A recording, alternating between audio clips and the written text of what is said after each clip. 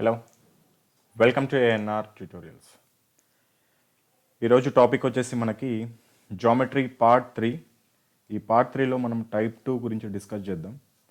Already అంతకుముందు వీడియోస్లో చూద్దాం మనం ఏమేమి డిస్కస్ చేసుకున్నామో. పార్ట్ 1లో వచ్చేసి బేసిక్స్ క్లియర్ చేసుకున్నాం. అదేవిధంగా పార్ట్ 2లో వచ్చేసి టైప్ 1 గురించి డిస్కస్ చేసుకున్నాం. టైప్ 1లో ఎటువంటి ప్రాబ్లమ్స్ వస్తాయని మనం క్లియర్గా ఎక్స్ప్లెనేషన్ చేసుకున్నాం. టైప్ 1 ఈ జామెట్రీలో టైప్ 1 ఏంటంటే మీకు వృత్త లంబ త్రిభుజాల గురించి అడుగుతారు. ఒక వృత్తంలో లంబకోణ త్రిభుజం ఏ విధంగా సెంటర్ పాయింట్ నుంచి ఏ విధంగా ఫామ్ అవుతుంది, అదేవిధంగా ఒక జా తీసుకుంటాడు, లేకపోతే ఈ విధంగా ఒక లంబకోణ త్రిభుజాలు ఇస్తాడు, దానికి ఒక బేస్లు కావచ్చు, లేకపోతే ఆ త్రిభుజం యొక్క వైశాల్యం కావచ్చు. ఈ విధంగా కొన్ని ప్రాబ్లమ్స్ అనేది మనం టైప్ 1లో డిస్కస్ చేసుకున్నాం. అదేవిధంగా పార్ట్ 3లో ఇప్పుడు టైప్ 2 గురించి డిస్కస్ చేసుకుందాం.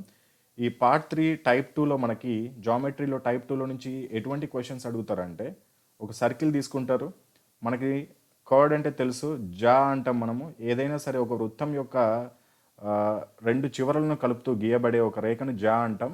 ఆ జా అనేది వృత్తం యొక్క బయటకు వెళ్ళకూడదు, ఆ లోపల మాత్రమే ఉండాలి. సో ఇది కూడా జానే, ఇది కూడా జానే, ఇది కూడా జానే, ఇది కూడా జానే, ఇది కూడా జానే, ఏ విధంగానే గీసుకోవచ్చు. సో ఈ జాతో ఏర్పడే ఈ వృత్తాల గురించి క్వశ్చన్స్ అనేది మనకి టైప్ 2లో అడగడం జరుగుతుంది. చాలా ఇంపార్టెంట్ టాపిక్ ఈ టైప్ 2 అనేది. తక్కువ ప్రాబ్లమ్స్ ఉంటాయి, కాకపోతే మంచి నాలెడ్జ్ బేస్డ్ ఉంటాయి ఇవి. సో మీరు జాగ్రత్తగా వినడానికి ప్లస్ అదేవిధంగా నోట్స్ కూడా తయారు చేసుకోవడానికి ప్రయత్నించండి. ఫస్ట్ క్వశ్చన్ చూద్దాం. So two equal circles pass through. So నేను తెలుగులో క్లియర్ చేస్తాను మీకు. ఇంగ్లీష్ మీడియం వాళ్ళు తక్కువ మెంబర్స్ ఉంటారు కాబట్టి సో మీరు చదువుకోవడానికి ప్రయత్నించండి. క్వశ్చన్ ఇంగ్లీష్లో కూడా ఇచ్చాను మీకు. తెలుగు మీడియం వాళ్ళకి క్లియర్గా ఎక్స్ప్లెయిన్ చేస్తాను. రెండు సమాన వృత్తాలు ఒకదాని కేంద్రం గుండా మరొకటి ప్రయాణిస్తాయి మరియు ప్రతి వృత్తం యొక్క వ్యాసార్థం 5 సెంటీమీటర్లు అయినా ఉమ్మడి జా పొడవు ఎంత అని చెప్పేసి అడగడం జరిగింది. సో దీనికి డైరెక్ట్ ఆన్సర్ ఇటువంటి క్వశ్చన్లు, ఉమ్మడి జా యొక్క పొడవు అంటే ఏంది క్వశ్చన్ చూడండి. రెండు వృత్తాలు ఒకదాని కేంద్రం గుండా మరొకటి వెళ్తాయంట. సపోజ్కి ఈ వృత్తం కేంద్రం ఇది అనుకుందాం, మిడ్ పాయింట్. నెక్స్ట్ ఇంకొక వృత్తం ఎలా వెళ్తుంది, ఈ వృత్త కేంద్రం గుండా వెళ్తుందంట. మరి రెండో వృత్తం యొక్క కేంద్రం మిడ్ పాయింట్ కూడా ఈ వృత్తం ఇదే ఉండాలి. సో ఇప్పుడు వస్తుంది మనకి కరెక్ట్ మీనింగ్. రెండు సమాన వృత్తాలు ఒకదాని కేంద్రం గుండా మరొకటి ప్రయాణిస్తున్నాయి, అవునా కదా? ఈ వృత్తం యొక్క కేంద్రం ఇది, దీని గుండా మరొక వృత్తం ప్రయాణిస్తుంది. అండ్ ఈ వృత్తం యొక్క కేంద్రం ఇది, దీని గుండా ఈ వృత్తం ప్రయాణిస్తుంది. సో ఈ విధంగా మనకి ఫిగర్ అవుట్ చేసుకోవాలి. అండ్ మరియు ప్రతి వృత్తం యొక్క వ్యాసార్థం 5 సెంటీమీటర్లు అన్నాడు. సో వ్యాసార్థం అంటే ఇక్కడి నుంచి ఇక్కడికి 5 సెంటీమీటర్లు. అదేవిధంగా ఈ మిడ్ పాయింట్ నుంచి ఈ వృత్తం యొక్క కేంద్రకం నుంచి దీన్ని కూడా 5 సెంటీమీటర్స్. అంటే టోటల్గా ఈ రెండు వృత్త కేంద్రాల మధ్య దూరం ఎంత అవుతుంది, సెంటర్ పాయింట్స్ మధ్య డిస్టెన్స్ ఎంత అవుతుంది, 5 అవుతుంది. అదేవిధంగా చూడండి, సపోజ్కి ఈ వృత్తాన్ని మాత్రమే చూడడానికి ప్రయత్నించండి. ఆ వృత్తాన్ని చూడకుండా ఉండడానికి ప్రయత్నించండి.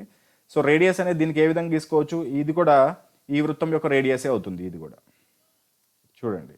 నెక్స్ట్ ఇది ఇలా గీసాను, ఇది ఏమవుతుంది, ఈ వృత్తం యొక్క రేడియస్ అవుతుంది. ఇక్కడ మీకు ఫిగర్లో చూపించాను చూడండి క్లియర్గా. సో ఈ విధంగా ఒక త్రిభుజం అనేది లోపల ఏర్పడుతుంది. సో ఇది 5 అండ్ ఈ వృత్తం యొక్క రేడియస్ కూడా 5 అండ్ ఈ వృత్తం యొక్క రేడియస్ కూడా 5. సో లోపల అనేది ఒక ట్రయాంగిల్ ఏర్పడింది, అది కూడా ఈక్వలేటర్ ట్రయాంగిల్, సమబాహు త్రిభుజం అనేది ఏర్పడింది. సో ఇక్కడ వరకు క్లియర్ అయింది. అయితే ఉమ్మడి జా పొడవు ఎంత అన్నాడు. ఉమ్మడి జా అంటే ఎక్కడ గీయవచ్చు చూడండి, రెండు వృత్తాల యొక్క ఉమ్మడిగా వెళ్ళే ఒక రేఖనే మనం జా అంటాం. సో ఉమ్మడి జా కేవలం ఈ విధంగా ఒక్కటి మాత్రమే గీయొచ్చు దీనికి. సో దీని యొక్క పొడవు ఎంత కనుక్కోమన్నాడు మనకి. సో ఇది మెయిన్ దీని యొక్క బేసిక్ కాన్సెప్ట్. సో ఇటువంటి క్వశ్చన్ వచ్చినప్పుడు డైరెక్ట్ ఆన్సర్ చేసేయచ్చు. ఇక్కడ రెండు వృత్తాల యొక్క మధ్య డిఫరెన్స్ ఎంత ఇచ్చాడు, 5 ఇచ్చాడు. అదేవిధంగా ఈ వ్యాసార్థం, దీని వ్యాసార్థం 5, దీని వ్యాసార్థం కూడా 5 ఇచ్చాడు. కాబట్టి రెండు వృత్త వ్యాసార్థాలు సమానం అన్నప్పుడు డైరెక్ట్ ఆన్సర్ మీరు 5√3 వేసేయచ్చు, ఏదైనా సరే. సపోజ్కి వ్యాసార్థం ఇక్కడ 10 ఇచ్చాడు అనుకోండి, ఆన్సర్ ఏమవుతుంది, 10√3 అవుతుంది. 20 ఇచ్చాడు అనుకోండి, 20√3 అయిపోతుంది డైరెక్ట్ ఆన్సర్. సో ఇప్పుడు దీని ఆన్సర్ ఎంత, 5√3. సో ఏ విధంగా 5√3 అనేది మనం ఇప్పుడు చూద్దాం. ఇప్పుడు కాన్సెప్ట్ ఓరియంటెడ్ చూద్దాం ఏ విధంగా కాన్సెప్ట్. సో దీని యొక్క ఇప్పుడు కాన్సెప్ట్ అనేది ఏ విధంగా చేయాలో చూద్దాం. సో ఉమ్మడి జా పొడవు అంటే ఈ జా యొక్క పొడవు అనేది అడగడం జరిగింది. సో ఇది ఇప్పుడు ఏ విధంగా కనుక్కోవచ్చు, నేను ఈ ఫిగర్ని బయటకు తీసుకొస్తాను మీకు కొద్ది క్లియర్గా అర్థం కావడానికి. చూడండి, సేమ్ అక్కడ ఏర్పడిన త్రిభుజం, ఇది హైట్ అనుకుందాం, ఇది కొద్దిగా బయటకు వచ్చింది. సో ఇక్కడి నుంచి ఇక్కడికి ఉన్న హైట్ ఏదైతే ఇక్కడి నుంచి ఇక్కడికి ఉన్న హైట్ దూరము, ఇక్కడి నుంచి ఇక్కడికి ఉన్న దూరము రెండు ఈక్వలే అవుతాయి. ఎందుకంటే అది కరెక్ట్గా ఆ రెండు ఉమ్మడి జా కాబట్టి ఆ మిడ్ పాయింట్ల మధ్యగా విభజించబడుతుంది కాబట్టి ఈ డిస్టెన్స్ అనేది ఈ డిస్టెన్స్తో సమానం ఉంటుంది. ఫస్ట్ ఈ త్రిభుజం యొక్క ఈ ట్రయాంగిల్ యొక్క హైట్ కనుక్కొని దానికి డబల్ చేస్తే ఈ టోటల్ హైట్ అనేది వచ్చేస్తుంది, టోటల్ డిస్టెన్స్. వాడు అడిగాడు చూడండి, జా యొక్క ఉమ్మడి జా యొక్క పొడవు అడిగాడు కాబట్టి ఫస్ట్ ఈ ట్రయాంగిల్ యొక్క హైట్ కనుక్కుంటే దాన్ని డబల్ చేస్తే ఈ మొత్తం లెంత్ అనేది మనకు వచ్చేస్తుంది. ఫస్ట్ దాన్ని కనుక్కోవడానికి ప్రయత్నించండి. సో ఇది ఈక్వలేటెడ్ ట్రయాంగిల్, ఇది 5 ఉంది, ఇది 5 ఉంది, ఈ టోటల్ కూడా 5 ఉంది. సో మనకి ఫార్ములా తెలుసు. ఫార్ములా ఏంటి మనకి? ఈక్వలేటెడ్ ట్రయాంగిల్ సమబాహు త్రిభుజం యొక్క ఎత్తు కనుగొనడానికి మనకు ఒక ఫార్ములా ఉంది. హైట్ ఈజ్ ఈక్వల్ టు √3/2 ఏ. ఏ అంటే సైడ్. సో ఇప్పుడు మనం హైట్ కనుక్కుందాం. ఇది √3/2, ఏ ఎంత మనకి? సైడ్ 5. సో ఆన్సర్ ఏమొచ్చింది ఇప్పుడు? 5√3/2. సో ఇప్పుడు మనకి ఈ హైట్ వచ్చేసింది 5√3/2. ఇప్పుడు దీన్ని డబల్ చేస్తే ఈ మొత్తం జా యొక్క ఈ కార్డ్ యొక్క పొడవు వచ్చేస్తుంది. సో దీన్ని డబల్ చేయండి, ఇంటూ 2. ఈ 2 క్యాన్సిల్ అయిపోయింది, లాస్ట్ మనకి ఏం మిగిలింది? 5√3. సో ఇది కాన్సెప్ట్ ఓరియంటెడ్. మీరు డైరెక్ట్గా ఇటువంటి క్వశ్చన్ వచ్చినప్పుడు వ్యాసార్థాలు ఏదైతే రేడియస్ ఈక్వల్ ఇచ్చినప్పుడు మాత్రం డైరెక్ట్ మీరు ఇది వేసేయచ్చు, 5√3 వేసేయచ్చు. ఆ రేడియస్ ఎంత ఇచ్చాడో దానికి ఇంటూ √3 యాడ్ చేసుకుంటే సరిపోతుంది. నెక్స్ట్ క్వశ్చన్ చాలా ఇంపార్టెంట్, ఇది ఎక్కువగా రిపీట్ అవుతుంది. అది ఎస్ఎస్సి కావచ్చు, బ్యాంక్స్ కావచ్చు, ఆర్ఆర్బి, ఏ దాంట్లో అయినా సరే ఎక్కువగా రిపీట్ అవుతుంది ఈ క్వశ్చన్ అనేది.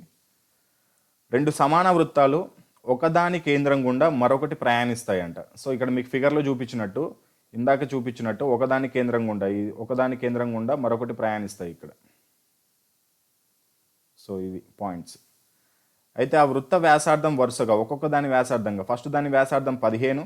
సో ఇక్కడ క్లియర్గా చూసుకోండి, ఇదేమో 15 ఇచ్చాడు. అదేవిధంగా తర్వాత రెండో దాని వ్యాసార్థం 20 ఇచ్చాడు. అండ్ వాటి కేంద్రాల మధ్య దూరం 25 సెంటీమీటర్లు ఇచ్చాడు. అంటే ఈ రెండు కేంద్రాల మధ్య దూరం ఎంత ఇచ్చాడు? 25 సెంటీమీటర్ ఇచ్చాడు. సేమ్ ఆ ఉమ్మడి జా కనుగొనమన్నాడు, దీని యొక్క లెంత్ అనేది కనుగొనమన్నాడు. ఇందాక చూడండి దాని వ్యాసార్థాలు ఈక్వల్ ఇచ్చాడు, అందుకని మనం ఏం చేసాం అప్పుడు 5 ఇస్తే డైరెక్ట్ 5√3 వేసాం. కానీ ఇక్కడ మాత్రం ఏం చేశాడు చూడండి, డిఫరెంట్గా ఇవ్వడం జరిగింది. సో డిఫరెంట్గా ఇచ్చినప్పుడు ఏ విధంగా చేయాలనేది మనం క్లియర్గా ఒకసారి చూద్దాం. ఆ లోపల ఉన్న ట్రయాంగిల్ని నేను ఒకసారి బయటకు తెచ్చే ప్రయత్నం చేస్తాను.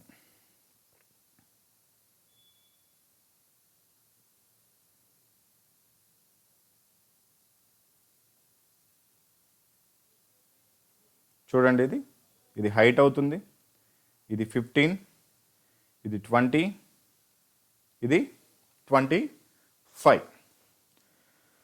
సో ఇప్పుడు చూసుకుందాం ఏ విధంగా చేయొచ్చు అనేది చూద్దాం. ఎప్పుడు కానీ మీకు ఒక లాజిక్ అనేది ఉండాలి, గుర్తుపెట్టుకోవాలి.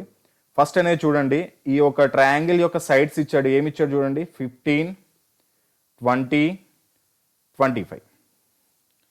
సో ఎప్పుడు కానీ మనం చూడగానే ఐడెంటిఫై చేయొచ్చు 15, 20, 25 అనేది ఒక రైట్ యాంగిల్ ట్రయాంగిల్ యొక్క సైడ్స్ అని చెప్పొచ్చు. ఏ విధంగా అంటే మాకు ఫార్ములా ఉంది, కర్ణము స్క్వేర్, హైయెస్ట్ ఏది ఉంది ఇక్కడ, 25 square is equal to 15 square plus 20 square. మనకి ఇక్కడ 15 స్క్వేర్ ప్లస్ 20 స్క్వేర్ మనం ఒకసారి చేసి చూడండి. మనకి 15 × 15 అంటే 225 వస్తుంది. అదేవిధంగా ఇది 400 వస్తుంది, 625 అవుతుంది. 25 స్క్వేర్ అంటే కూడా 625 ఈక్వల్ అయింది కాబట్టి సో ఇది ఏంది, రైట్ యాంగిల్ ట్రయాంగిల్ అని చెప్పచ్చు. సో 90 డిగ్రీస్ ఎక్కడ ఫామ్ అవుతుంది, కర్ణానికి ఆపోజిట్లో ఫామ్ అవుతుంది. సో ఇది 90 డిగ్రీస్ మనకి. సో ఇక్కడ ఒక రైట్ యాంగిల్ ట్రయాంగిల్ ఫామ్ అయింది కాబట్టి మనం ఈజీగా చెప్పొచ్చు. ఒకసారి ఈ ఫిగర్ని చూసుకోండి, ఇది బేస్ అవుతుంది, అప్పుడు ఇది బేస్, ఇది 90 డిగ్రీస్కి పైన ఉంది కాబట్టి ఇది హైట్ అవుతుంది, ఇదేమో కర్ణం అవుతుంది మనకి. సో దీనికి ఫార్ములా తెలుసు మనకి, రైట్ యాంగిల్ ట్రయాంగిల్ యొక్క ఏరియా కనుగొనడానికి ఫార్ములా ఏంది, హాఫ్ బేస్ ఇంటూ బేస్ ఎంత 15 ఇంటూ హైట్ ఎంత మనకి 20. సో ఇది క్లియరా? సో ఈ ట్రయాంగిల్ యొక్క ఏరియా అనేది ఇది వస్తుంది, హాఫ్ 15 ఇంటూ 20. నెక్స్ట్ మనకి హైట్ కావాలి కాబట్టి ఇప్పుడు చూడండి, ఈ రైట్ యాంగిల్ ట్రయాంగిల్ని ఈ విధంగా తీసుకుంటే 90 డిగ్రీస్ ఈ విధంగా తీసుకుంటే హైట్ అనేది ఈ విధంగా అవుతుంది. ఒకవేళ బేస్ అనేది నేను ఇది తీసుకున్నాను అనుకోండి, అప్పుడు హైట్ ఏదవుతుంది, ఇది అవుతుంది. సో ఇప్పుడు ఈ విధంగా తీసుకొని చూద్దాం ఒకసారి. సో ఇప్పుడు ఈ చూడండి, ఈ ట్రయాంగిల్ యొక్క ఏరియాకి ఫార్ములా చెప్పండి. హాఫ్ బేస్ ఎంత అవుతుంది ఇప్పుడు 25, హైట్ ఎంత అవుతుంది హెచ్ తెలియదు కాబట్టి దాన్ని హెచ్ అనుకుంటున్నాను. సో ఇప్పుడు క్లియర్గా చేద్దాం ఒకసారి. హాఫ్ హాఫ్ క్యాన్సిల్ అయిపోయింది మనకి. హెచ్ ఈజ్ ఈక్వల్ టు 15 × 20/25 మిగిలింది. సో క్లియర్ చేద్దాం. 4 5 5 3s and 4 3s 12. So height వచ్చేసింది. దీని హైట్ ఎంత మనకి ఇక్కడ చూడండి, ఈ ఫిగర్లో చూడండి, ఈ హైట్ వచ్చేసి మనకి 12 వచ్చింది. అయితే టోటల్ ఈ కర్డ్ ఈ జా యొక్క పొడవు కావాలి కాబట్టి మనం ఏం చేయాలి, దాన్ని డబల్ చేయాలి. So 12 × 2 is equal to 24 centimetres ఆ జా యొక్క మొత్తం పొడవు. So option A is correct. So చాలా ఇంపార్టెంట్ చూడండి, మీకు ఎవరైతే కాన్సెప్ట్ నేర్చుకుంటారో అటువంటి వాళ్ళు మాత్రమే సక్సెస్ అవుతారు. ఎందుకంటే ఈ జామెట్రీ కానీ, మెన్సురేషన్ కానీ, కోఆర్డినేట్ జామెట్రీ కానీ, ట్రిగనమెట్రీ కానీ కాన్సెప్ట్ బాగా నేర్చుకోవాల్సి వస్తుంది. మీరు ఏదో ఒక 4-5 క్వశ్చన్స్ చెప్పాం కదా అని చెప్పేసి వీటిని బైహార్ట్ చేసి నేను ఈ విధంగా నేస్తానంటే ఒకవేళ ఈ క్వశ్చన్ని తిప్పివచ్చు. నేను అందుకని మీకు చాలా మందికి ప్రాబ్లం ఉంటుంది. ప్యూర్ మ్యాథ్స్ అంటే ఎందుకు అంత ప్రాబ్లం అంటే ఇచ్చిన క్వశ్చనే మళ్ళీ అడగడు, దాన్ని డిఫరెంట్గా ఎన్ని విధాలుగా మాడిఫై చేయొచ్చు.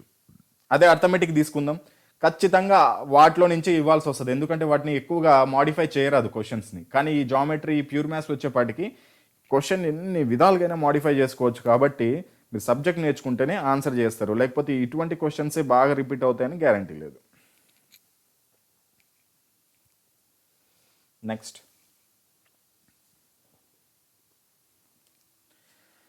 6 సెంటీమీటర్స్ పొడవు గల ఒక జా వృత్తానికి గీయబడిందంట. సో ఒక వృత్తం తీసుకున్నాను, ఆ వృత్తంలో ఒక జా అనేది గీసాను. సో ఇది మిడ్ పాయింట్ అనుకుంటాను. మిడ్ పాయింట్ నుంచి ఈ జా పైకి ఒక లైన్ని గీస్తే ఇదేమవుతుంది, ఇక్కడ ఈ సగం ఎంత దూరం ఉంటుందో ఇది కూడా అంతే దూరం ఉంటుంది. టోటల్ 6 కాబట్టి ఇది 3 అవుతుంది, ఇది 3 అవుతుంది. టోటల్ 6 అని మనకి క్వశ్చన్లోనే మెన్షన్ చేశాడు. సో ఆ వృత్తం యొక్క జా ఒక చివరన తాకుతూ ఒక స్పర్శ రేఖ గీయబడింది. సో ఆ వృత్తానికి జా అనేది ఇది అవుతుంది, దాన్ని ఒక చివరని తగులుతూ ఒక స్పర్శ రేఖ ఈ విధంగా గీయబడిందంట. సో మీరు ఇక్కడైనా గీసుకోవచ్చు. అయితే మనకు ఒక రూల్ ఉంది, వృత్తంలోని ఏదైనా ఒక జాకి బయట నుంచి ఒక స్పర్శ రేఖ గీయబడినప్పుడు కోణం అనేది ఇక్కడ ఎంత ఉంటుంది, మనకి 90 డిగ్రీస్ ఉంటుంది. ఇది రూల్ మనకి. సపోజ్కి ఇంకొకసారి కొద్దిగా మీకు క్లియర్గా వేసి చూపిస్తాను చూడండి. ఈ విధంగా ఒక స్పర్శ రేఖ గీసాను అనుకోండి, ఇక్కడ టోటల్ యాంగిల్ వచ్చేసి 90 డిగ్రీస్ ఉంటుంది. అదేవిధంగా ఇక్కడ కూడా టోటల్ యాంగిల్ వచ్చేసి 90 డిగ్రీస్ ఉంటుంది. ఇది రూల్. టోటల్ 180 అవ్వాలి కాబట్టి ఇక్కడ ఖచ్చితంగా లంబకోణ త్రిభుజాన్ని ఏర్పరుస్తుంది. ఒక వృత్తానికి బయట నుంచి ఒక స్పర్శరేఖ గీచినప్పుడు ఆ వృత్తం యొక్క జాని ఎక్స్టెండ్ చేస్తే, ఈ విధంగా ఎక్స్టెండ్ చేసినప్పుడు అక్కడ ఏర్పడే కోణం 90 డిగ్రీస్ అవుతుంది. ఇటుపక్క కూడా మనకి ఎంత అవుతుంది, 90 డిగ్రీస్ అవుతుంది. సో నేను దీన్ని ఎక్స్టెండ్ చేశాను. సో అప్పుడు ఏమవుతుంది, ఇది 90, ఇది 90 అవుతుంది. సో మీరు ఒకటి క్లియర్గా చూడండి. ఇప్పుడు క్వశ్చన్ ఏమి ఇచ్చాడంటే ఇక్కడ తెలుగులో పడలేదు మనకి. ఆ వృత్తం యొక్క జా ఒక చివరన తాకుతూ స్పర్శరేఖ గీయబడింది, అయితే అది ఆ జాతో 45 డిగ్రీస్ కోణం చేస్తుందంట. ఇక్కడ ఇంగ్లీష్లో టైప్ అయింది, తెలుగులో టైప్ అవ్వలేదు. సో రాసుకోండి, క్వశ్చన్ ఈ విధంగా రాసుకోండి. ఆ వృత్తం యొక్క జా ఒక చివరన తాకుతూ 45 డిగ్రీల కోణం చేస్తుంది, 45 డిగ్రీస్ కోణం చేస్తుంది. అయినా ఆ వృత్తం యొక్క వ్యాసార్థాన్ని కనుగొనండి అన్నాడు. సో వ్యాసార్థాన్ని కనుగొనమన్నాడు కాబట్టి మనం కేవలం ఒక రేడియస్ని కనుక్కుంటే సరిపోతుంది, ఇంకేం కనుక్కోవాల్సిన అవసరం లేదు. సో వృత్తం యొక్క రేడియస్ అనేది ఏదవుతుంది చూడండి, ఇక్కడ నుంచి ఈ పాయింట్ నుంచి ఈ విధంగా గీస్తున్నాను, ఇది కనుక్కుంటే సరిపోతుంది కదా. సో మనకు ఆల్రెడీ ఇది ఏం తెలుసు, 3 అని తెలుసు. ఓకే, ఇక్కడ వరకు క్లియర్ అయింది. సో ఇక్కడ ఖచ్చితంగా మనకి ఎంత యాంగిల్ ఏర్పడుతుంది, ఒక సెంటర్ పాయింట్ నుంచి జాపైకి గీసాం కాబట్టి అది ఖచ్చితంగా 90 డిగ్రీస్ ఉంటుంది. సో ఇక్కడ 90 డిగ్రీస్ కంప్లీట్ అయింది. ఇంకా ఈ కోణము ఈ రెండు కోణాలు కలిపితే ఎంత అవ్వాలి, మనకి 90 డిగ్రీస్ అవ్వాలి. కానీ ఇక్కడ ఏమి ఇచ్చాడు చూడండి, 45 డిగ్రీస్ కోణం చేస్తుంది అని ఇచ్చాడు స్పర్శరేఖ ఆ జాతో. సో ఇక్కడ చూడండి, ఈ డయాగ్రామ్లో చూడండి క్లియర్గా ఏర్పడుతుంది. ఈ స్పర్శరేఖ అనేది ఈ జాతో 45 డిగ్రీస్ కోణం చేస్తుంది అన్నాడు. సో మరి ఇక్కడ కోణం ఎంత ఉంటుందో కనుక్కోవాలి. సో ఇక్కడ కోణం ఎంత ఉంటుందా, యాక్చువల్లీ ఇక్కడ చూడండి టోటల్ కోణం వచ్చేసి ఇందాక మనం రూల్లో చెప్పుకున్నాం 90 డిగ్రీస్ ఉన్నప్పుడు ఈ చివరి కోణం ఏమో 45 అయినప్పుడు ఈ చివరి కోణం ఎంత అవుతుంది, మిగతా 45 అవుతుంది. 90 - 45 అంటే 45. సో ఇది 45. సో ఇప్పుడు చూడండి, ఈ ట్రయాంగిల్ ఒక 90 డిగ్రీస్ కంప్లీట్ అయిపోయింది, 45 కంప్లీట్ అయిపోయింది. ఇంకా రిమైనింగ్ ఎంత, టోటల్ 180 కాబట్టి ఇక్కడ కూడా 45 ఉంటుంది. సో ఈ పాయింట్ వచ్చేస్తే మిగతాదంతా వచ్చేసినట్టే. మీకు మళ్ళీ ఒక రూల్ అనేది ఉంది చూడండి. ఏదైనా ఒక త్రిభుజంలో రెండు కోణాలు ఈక్వల్ అయినప్పుడు, సపోజ్ ఇది 45 డిగ్రీస్, ఇది 45 డిగ్రీస్ అయినప్పుడు ఆ కోణాలకి, సమాన కోణాలకి ఎదురుగా ఉన్న భుజాలు కూడా సమానం. అంటే ఈ రెండు సమానం కాబట్టి వీటికి ఎదురుగా ఉన్న భుజాలు కూడా సమానంగానే ఉంటాయి. సో ఈ కోణానికి ఎదురుగా ఉన్న భుజం ఏది? ఇది. ఈ కోణానికి ఎదురుగా ఉన్న భుజం ఏది? ఇది. ఈ రెండు సమానమని మనకు అర్థం. సో ఇక్కడ ఇది 3 కాబట్టి ఆపోజిట్లో ఉన్నది కూడా 3 అవుతుంది. సో మనకి ఇప్పుడు ఒకసారి బయటేసి చూపిస్తాను. మళ్ళీ ఒక ట్రయాంగిల్ వేసాను. ఇది 90 డిగ్రీస్ ఫామ్ అయింది. సో ఇది 45 డిగ్రీస్ అని తెలిసింది, ఇది కూడా 45 డిగ్రీస్ అని తెలిసింది. సో ఇది 3 అని ఆల్రెడీ తెలుసు మనకి, ఎందుకంటే 6 సెంటీమీటర్స్ కాబట్టి దాన్ని డివైడ్ చేస్తే 3 అవుతుంది. ఇది 3 అవుతుంది, ఇక్కడ 3 వస్తుంది. సో రెండు సమాన కోణాలకు ఎదురుగా ఉన్న భుజాలు సమానం కాబట్టి ఇది 3 అవుతాయి, ఇది 3 అవుతుంది. సో ఇప్పుడు ఇది కనుక్కోవాలి. ఇది కనుక్కుంటే మనకి రేడియస్ వచ్చేసినట్లే. సో అది ఎలా కనుక్కుంటామంటే, ఇది ఏంటి మనకి sin 45 వాల్యూ వేయండి. మనకి sin 45 అంటే తెలుసు. sin θకి ఫార్ములా అయింది మనకి ఎదుటి భుజం బై కర్ణం. ఎదుటి భుజం బై కర్ణం అని మనకి ఫార్ములా తెలుసు. సో ఎదుటి భుజం ఎంత మనకి 3, కర్ణం ఎంత తెలీదు. సో నేను x అనుకుంటాను. సో sin 45 అంటే ఎంత? 1/√2. So = 3/x. So x value ఎంత అవుతుంది? 3√2. సో ఆన్సర్ వచ్చేసి బి. మీ కాన్సెప్ట్ అర్థం చేయడానికి ఇంత టైం పడుతుంది. క్వశ్చన్ చేయాలంటే వితిన్ సెకండ్స్లో చేసేయచ్చు, ఏముండదు. ఈ రెండు 3 కాబట్టి ఆటోమేటిక్గా మనకి ఇది 3√2 అయిపోతుంది. ఈజీగా ఇంకో మెథడ్లో కూడా చెప్పుకోవచ్చు, కానీ ఆ మెథడ్ మీరు ఇప్పుడు కన్ఫ్యూజ్ అవుతారు. సో కాబట్టి ఇక్కడ మనకి ఈ వాల్యూ తెలవాలి కాబట్టి sin 45 వేసుకుంటే ఎదుటి భుజం బై కర్ణం ఫార్ములా వేసుకోవచ్చు. సో sin 45 అంటే మనకి 1/√2 అండ్ ఎదుటి భుజం అంటే 3 అండ్ కర్ణం అంటే x. సో x వాల్యూ వచ్చేసి 3√2.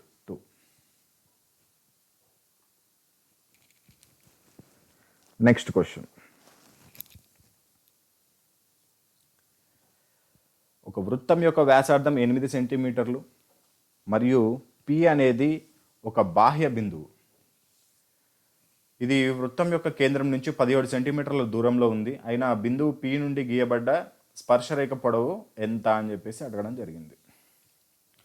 సో దీనికి ఏ విధంగా అనుకోవాలి క్లియర్గా ఒకసారి చెప్తాను చూడండి. ఒక వృత్తం తీసుకున్నాను, మీకు పిక్చర్ పెద్దగా వేస్తేనే సరిపోతుంది. దీంట్లో సింప్లిఫికేషన్ ఎక్కువ ఉండదు కాబట్టి పిక్చర్ పెద్దగా వేసి మీకు ఎక్స్ప్లెయిన్ చేయడానికి ప్రయత్నిస్తాను. ఒక వృత్తం యొక్క వ్యాసార్థం 8 సెంటీమీటర్లు అంట. సపోజ్కి ఇది మిడ్ పాయింట్ అనుకున్నాను, ఇది 8 సెంటీమీటర్స్. నెక్స్ట్ P అనేది ఒక బాహ్య బిందువు. ఇక్కడెక్కడో ఒక P అనే ఒక పాయింట్ ఉంది. ఇది వృత్తం యొక్క కేంద్రం నుంచి 17 సెంటీమీటర్ దూరంలో ఉందంట. ఇక్కడ నుంచి 17 సెంటీమీటర్ల దూరంలో ఉంది. అయినా ఆ బిందువు P నుంచి వృత్తానికి గీయబడ్డ స్పర్శరేఖ. సో ఈ బిందువు P పాయింట్ నుంచి వృత్తానికి ఒక స్పర్శరేఖ ఈ విధంగా గీసాను నేను.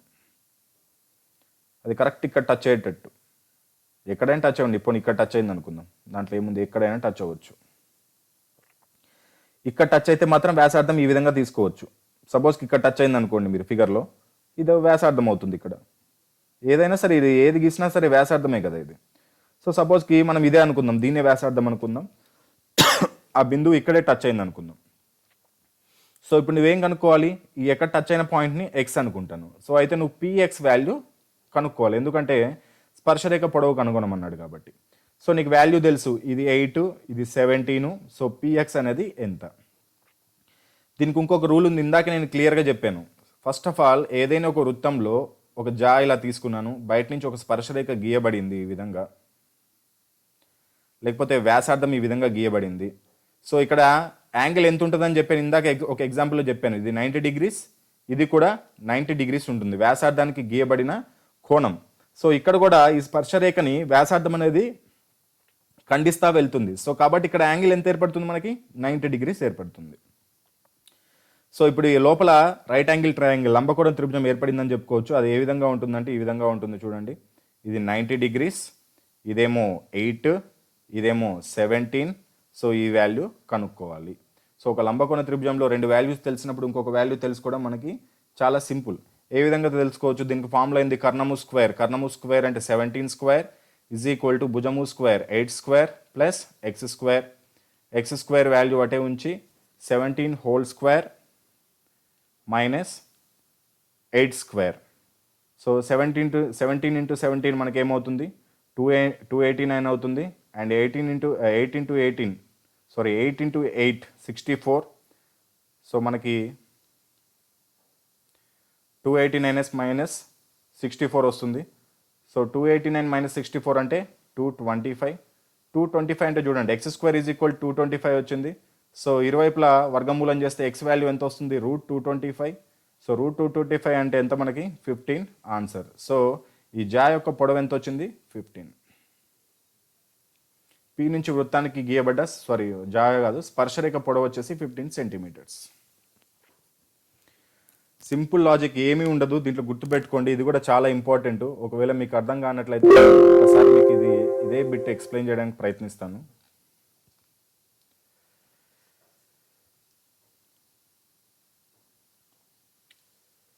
ఇది ఒక వృత్తం తీసుకున్నాను. సో పి అనే బిందువు నుంచి ఈ వృత్తానికి ఒక స్పర్శరేఖ గీయబడింది. సో ఇది అనుకుందాం, ఇది ఈ పొడవు కనుక్కోవాలి, ఇది ఎక్స్ అనుకుంటాను. పిఎక్స్ యొక్క లెంత్ కనుక్కోవాలి. సో ఇక్కడ మిడ్ పాయింట్ ఉంది. ఈ మిడ్ పాయింట్ నుంచి వ్యాసార్థం ఇచ్చాడు మనకి, రేడియస్ ఇచ్చాడు 8 సెంటీమీటర్స్, అండ్ సెంటర్ పాయింట్ నుంచి ఆ పీక్ లెంత్ ఇచ్చాడు 17. సో ఇందాక చెప్పుకున్నాము, ఏదైనా సరే ఆ వృత్తం యొక్క వ్యాసార్థం అనేది స్పర్శరేఖను ఖండించుకుంటే ఈ విధంగా వెళ్తే అది ఏర్పరిచే కోణం ఎంత అని చెప్పుకున్నాం? 90 డిగ్రీస్. సో ఇది 90 డిగ్రీస్ కాబట్టి ఖచ్చితంగా ఏంటిది? రైట్ యాంగిల్ ట్రయాంగిల్, లంబకోణ త్రిభుజం అవుతుంది. ఇది 90 డిగ్రీస్ కాబట్టి. సో 17, ఇది 8. సో ఇందాక చెప్పుకున్నట్టు పైథాగరస్ ఫార్ములా ప్రకారం చేసుకుంటే ఈ వాల్యూ ఎంత వస్తుంది? 15. సో ఇప్పుడు పిఎక్స్ వాల్యూ ఎంత? 15 సెంటీమీటర్స్. పిఎక్స్ అంటే ఏంటి? ఆ పి నుంచి వృత్తానికి గీయబడ్డ స్పర్శరేఖ పొడవు.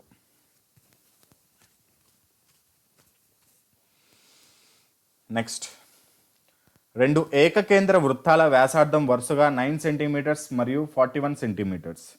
ఏకకేంద్ర వృత్తాలు అంటే ఒకటే మిడ్ పాయింట్ కలిగిన 2 వృత్తాలు. సపోజ్కి ఇది ఒక కేంద్ర బిందువు అనుకుందాం ఈ వృత్తానికి. ఇదే కేంద్ర బిందువు కలిగిన ఇంకొక పెద్ద వృత్తం ఈ విధంగా ఉంది.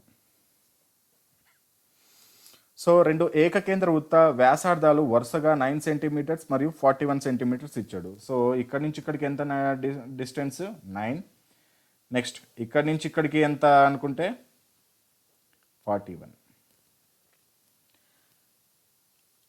మరియు పెద్ద వృత్తం యొక్క జా చిన్న వృత్తానికి స్పర్శరేఖ అవుతుందంట.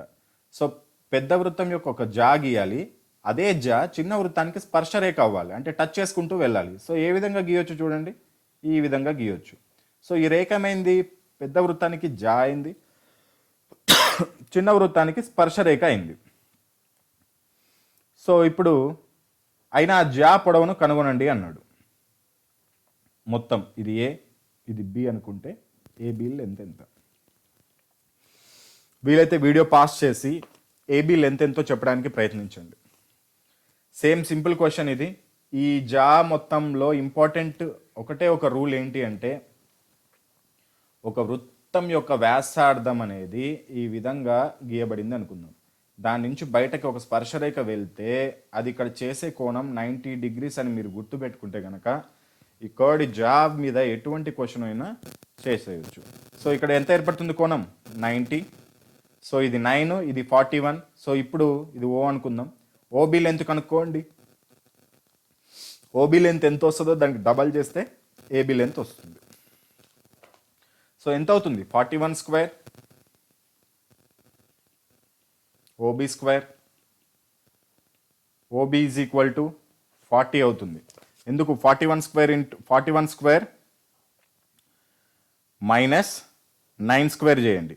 41 స్క్వేర్ అంటే ఎంత వస్తుంది మనకి? 1681 వస్తుంది. మైనస్ 9 స్క్వేర్ అంటే 81. సో 1600 అనేది OB square is equal to 1600 అవుతుంది. సో ఓబీ వాల్యూ ఎంత వస్తుంది? 40 వస్తుంది. సో ఓబీకి డబల్ చేస్తే ఏమొస్తుంది? ఏబీ వాల్యూ వస్తుంది ఇంటూ 2, 80. సో ఏబీ వాల్యూ ఎంత? 80 సెంటీమీటర్స్. ఆన్సర్ ఇదే, 80 సెంటీమీటర్స్.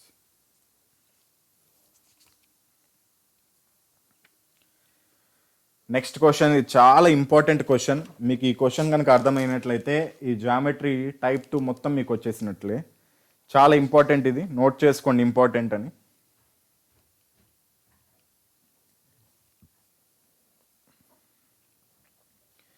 రెండు వృత్తాలు అంతర్గతంగా స్పర్శించుకున్నాయంట. ఇది ఒక వృత్తం తీసుకుంటాను. అంతర్గతంగా ఖండించుకున్నాయి అనలేదు, స్పర్శించుకున్నాయి అన్నాడు.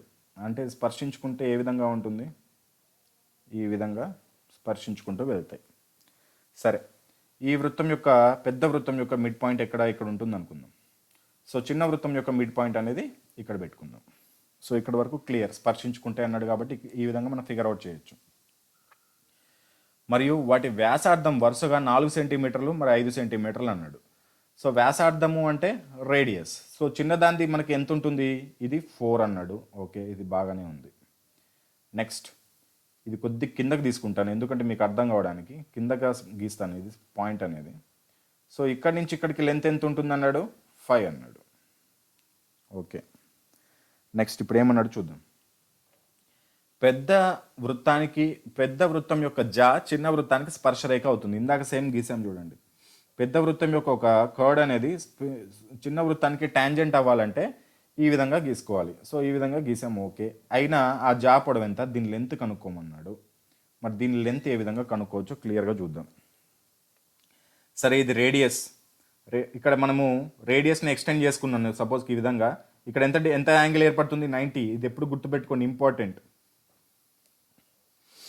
నెక్స్ట్ ఈ పాయింట్ నుంచి ఈ విధంగా ఒక పైకి గీసాను అనుకుందాం ఒక రేఖని. ఇది ఏమవుతుంది, రేడియస్. పెద్ద వృత్తం యొక్క రేడియసే కదా. సో ఇదెంత, 5 ఆల్రెడీ ఇచ్చాడు. సో ఒక ట్రయాంగిల్ ఏర్పడింది చూడండి, ఇది ఇది ఇది. సో కింద దీని యొక్క లెంత్ తెలుసా అంటే తెలియదు మనకి. చూడండి ఇక్కడ బయటకు గీస్తున్నాను ఆ ట్రయాంగిల్ని. దీని లెంత్ 5 అని తెలుసు. సో కింద దాని లెంత్ తెలియదు. సో ఈ లెంత్ కనుక్కోవడం వచ్చిందంటే మీరు ఈ పైన మొత్తం ఎటువంటి క్వశ్చన్ అయినా ఎస్ఎస్సి సిజిఎల్ వరకు కూడా ఇటువంటి క్వశ్చన్ చేసేయచ్చు. సో దీని లెంత్ ఎలా కనుక్కోవాలో ఒకసారి క్లియర్గా చూద్దాం. చూడండి, ఫస్ట్ ఇది లోపలే ఉంది. ఈ ట్రయాంగిల్ అనేది ఎక్కడ ఫామ్ అయింది అంటే ఈ చిన్న వృత్తానికి తగులుతూ ఫామ్ అయింది. సో ఇక్కడ చూడండి, చిన్న వృత్తం యొక్క వ్యాసార్థం ఎంత ఇచ్చాడు, 4 ఇచ్చాడు. ఓకే, బాగానే ఉంది. నేను ఇది కొద్ది కిందకి గీసానని చెప్పాను, లేకపోతే ఈ 2 స్ట్రైట్ లైన్లోనే ఫామ్ అవుతాయి. మీకు అర్థం కావడానికి కొద్ది కిందకి గీసాను. సో దీన్ని కొద్దిగా ఇట్లా ఎక్స్టెండ్ చేద్దాం, ఇక్కడ దాకా ఎక్స్టెండ్ చేద్దాం. ఏమవుతుంది, ఇది కూడా ఎంత ఉంటుంది, వృత్తం యొక్క ఒక పాయింట్ నుంచి ఇటు 4 ఉంటే ఇటు కూడా 4 ఉంటుంది కదా. సో ఇది కూడా 4 అవుతుంది. అంటే టోటల్ ఈ మొత్తం ఎంత అవుతుంది, ఇక్కడ నుంచి ఇక్కడికి లెంత్ ఎంత అవుతుంది, 8 అవుతుంది. సో ఇక్కడ వరకు క్లియర్ అయింది, 8. కానీ మనకు తెలిసింది ఏంటంటే ఇక్కడ ఒక పాయింట్ ఉంది. ఇది ఏంది అనుకున్నాం మనము, పెద్ద వృత్తం యొక్క కేంద్ర బిందువు అనుకున్నాం. ఇక్కడ నుంచి ఇక్కడికి 5 ఉంటుంది. సో మరి ఇక్కడ నుంచి ఇక్కడికి ఎంత ఉంటుంది అంటే 8లో నుంచి 5 తీసేస్తే ఈ చిన్న బిట్ యొక్క వాల్యూ వచ్చేస్తుంది. 8 - 5 = 3. సో ఇది 3 వచ్చింది. ఓకే, నెక్స్ట్ కనుక్కోవాల్సింది ఏంది, ఆ పొడవు కనుక్కోమన్నాడు. సో ఇది కనుక్కొని దీనికి డబల్ చేసేస్తే మొత్తం దీని యొక్క లెంత్ అనేది వస్తుంది. సో ఇది కనుక్కోండి. ఇది కనుక్కోవడం పెద్ద కష్టమేం కాదు. మనకు ఆల్రెడీ చెప్పాము, ఇక్కడ 90 degrees ఏర్పడినప్పుడు లంబకోణ త్రిభుజం కాబట్టి మనం చూసి చెప్పచ్చు. ఇది 5, ఇది 3 అయితే ఇంకొక వాల్యూ ఏమవుతుంది, 4. లేదనుకుంటే ఫార్ములా వేసుకొని చేసుకోండి. 5² = x² + 3². 25 = x² + 9. x = 25 - 9 అంటే 16 అవుతుంది. సో ఇది 4 అవుతుంది. సో ఇక్కడ నుంచి ఇక్కడికి లెంత్ ఎంత, ఇక్కడ నుంచి ఇక్కడికి లెంత్ ఎంత అయింది, 4. సో కాబట్టి మొత్తం కావాలి కాబట్టి ఇది కూడా 4 అవుతుంది. 2 కలిపితే ఎంత అవుతుంది మనకి, 8 సెంటీమీటర్స్ ఆన్సర్. చాలా ఇంపార్టెంట్ ఇది. ఇక్కడ క్లియర్గా ఇచ్చాను చూడండి. ఈ లెంత్ అనేది మొత్తం లెంత్ అనేది 8 అవుతుంది. ఎందుకు, ఇది 4, ఇది కూడా 4 కాబట్టి. సో ఈ మొత్తం 8 అయినప్పుడు ఈ పెద్ద వృత్తం యొక్క వ్యాసార్థాన్ని తీసేస్తే ఈ లెంత్ 3 అనేది వస్తుంది. ఈ ఒక్క పాయింట్ అర్థమైతే ఈ క్వశ్చన్ మొత్తం అర్థమైనట్టే మీకు. నెక్స్ట్ ఈ టైప్ 2లోనే లాస్ట్ మోడల్ ఇది. ఈ మోడల్ కూడా చాలాసార్లు అడగడం జరిగింది. చాలా ఈజీ క్వశ్చన్. దీంట్లో కూడా చిన్న కాన్సెప్ట్ ఉంది. సో ఈ విధంగా ఫిగర్ ఇస్తాడు. దీంట్లో TQ/TR = ఎంత అంటాడు. సో దీని యొక్క రూల్ ఏంటంటే, ఏదైనా ఒక వృత్తం తీసుకుందాం, బయట ఒక పాయింట్ తీసుకున్నాం, ఆ పాయింట్ నుంచి ఆ వృత్తానికి ఒక టాంజెంట్, ఒక స్పర్శ రేఖను గీసామనుకుందాం. ఇది P అనుకుందాం, ఇది O అనుకుందాం. నెక్స్ట్ అదే బిందు నుంచి అదే వృత్తానికి మరొక వైపు ఇంకొక స్పర్శ రేఖ గీసామనుకుందాం. ఇది Q అనుకుందాం. సో దీని యొక్క రూల్ ఏంటంటే, ఏ బిందువు నుంచి అయినా సరే వృత్తానికి గీయబడిన స్పర్శరేఖ పొడవులు అనేది ఈక్వల్ ఉంటుంది. సో అంటే PO = PQ. ఇది ఒకటే లాజిక్. సో గుర్తుపెట్టుకుంటే మీకు అంతా క్లియర్గా వచ్చేస్తుంది. సపోజ్కి ఇక్కడ మనకి క్వశ్చన్ ఫిగర్ ఇది కాబట్టి టీక్యూ అని సపోజ్కి తీసుకుందాం. ఫస్ట్ టీక్యూ అనేది వాల్యూ ఎంతో ఇవ్వలేదు కాబట్టి సరే నేను టీక్యూ వాల్యూని 5 అనుకుంటా. సో టీపీ ఏమవుతుంది, ఇందాక చెప్పినట్టు PO is equal to PQ అయినట్టు టీక్యూ అనేది 5 అయితే టీపీ కూడా ఏమవుతుంది 5 అవుతుంది. ఎందుకు, ఒకే వృత్తానికి ఒకే బిందువు నుంచి గీయబడిన 2 స్పర్శరేఖల పొడవులు సమానం కాబట్టి. సో మనకు ఆల్రెడీ ఇక్కడ తెలిసింది మనకి TQ is equal to 5, TP is equal to 5. Next TR ఎంత అవుతుంది, టీఆర్ కూడా 5 అవుతుంది. ఎందుకు, ఈ టీపీ అనేది 5 కాబట్టి ఇప్పుడు ఇది చూడండి, టీపీ అనేది 5 కాబట్టి టీఆర్ కూడా 5 అవుతుంది. ఎందుకు, ఒకే వృత్తానికి ఒకే బిందువు నుంచి గీయబడిన 2 స్పర్శరేఖలు కాబట్టి. సో టీఆర్ కూడా 5. సో ఇప్పుడు పైన దాంట్లో ఇన్స్టాల్ చేద్దాం. టీక్యూ ఎంత వచ్చింది 5 బై టీఆర్ ఎంత వచ్చింది 5 ఇంటూ క్యాన్సిల్ చేస్తే 1:1 ఆన్సర్ నిష్పత్తి. ఒకవేళ రేషియో ఇస్తే 1:1 అని పెట్టండి, డైరెక్ట్ ఆన్సర్ అడిగితే మాత్రం 1 అని పెట్టవచ్చు మీరు. సో ఇది జామెట్రీ పార్ట్ 3లో టైప్ 2 గురించి క్వశ్చన్స్. మొత్తం చాలా పార్ట్స్ ఉన్నాయి, మీకు 10కి పైగానే అవుతాయి. మీరు ఏ రోజు క్లాస్ ఆ రోజు నోట్స్ రాసుకొని ప్రాక్టీస్ చేసుకుంటే కనుక మీకు ఈజీగా అర్థమవుతాయి. మీకు నేను చెప్పిన వాటిలో ఏదైనా క్వశ్చన్ మీకు అర్థం కాకపోతే చెప్పండి. ఎక్కువ మంది ఆ క్వశ్చన్ని కనుక మెన్షన్ చేస్తే నెక్స్ట్ వీడియోలో అదే క్వశ్చన్ ఎక్స్ప్లెయిన్ చేయడానికి ప్రయత్నిస్తాను. ఏదైనా డౌట్ ఉన్నా కానీ నా కింద కమెంట్ సెక్షన్లో మెసేజ్ చేయడానికి ప్రయత్నించండి. ఆల్ ద బెస్ట్, జై హింద్.